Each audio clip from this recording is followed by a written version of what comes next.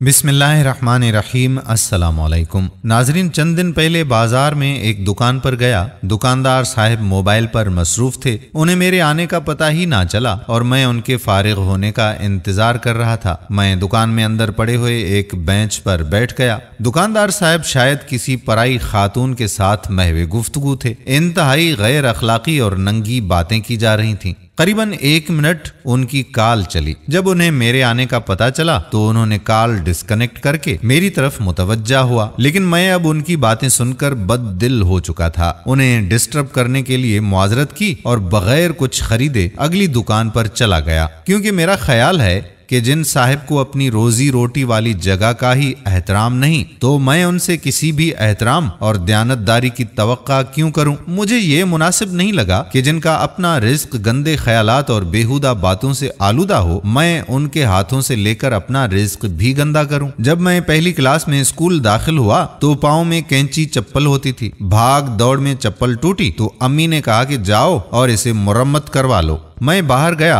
हमारी गली में एक मोची साहब बैठा करते थे। वहां पहुंचा, उसे चप्पल पकड़ाई और खुद उसके पास पड़ी पत्थर की सिल पे बैठ गया। मोची साहब ने मुझे बुरी तरह धुतकार कर उस सिल से उठा दिया। बोले कि इस सिल पर मैं अपने तमाम तर औजार तेज करता हूँ। ये सिर्फ पत्थर की सिल नहीं, मेरा रोजी कमाने का अड्डा है और तुम इस पर पैर रख के बैठ गए हो। तुमने इस सिल पर पैर रखकर मेरे रिज्क की बेहुरमती की है।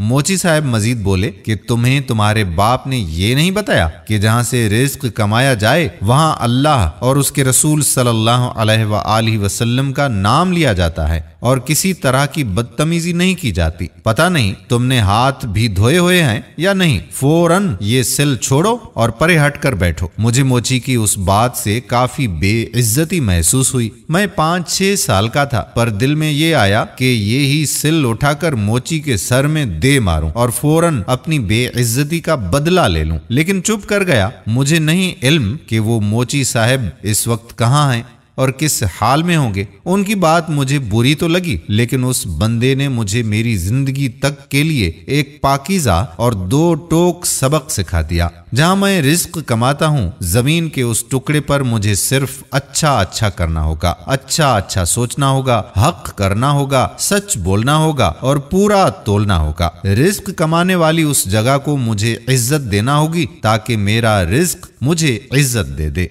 दोस्तों, मैं उम्मीद करता हूं कि आपको हमारी आज की वीडियो भी पसंद जरूर आई होगी और अपने दोस्तों के साथ शेयर भी जरूर करेंगे, ताकि वो लोग भी रिज्क वाली जगह को इज्जत देना सीख जाएं। आने वाली वीडियो तक अपने मेजबान कादिर बख्श कल्होड़ो को इजाजत दीजिए। अल्लाह हाफिज।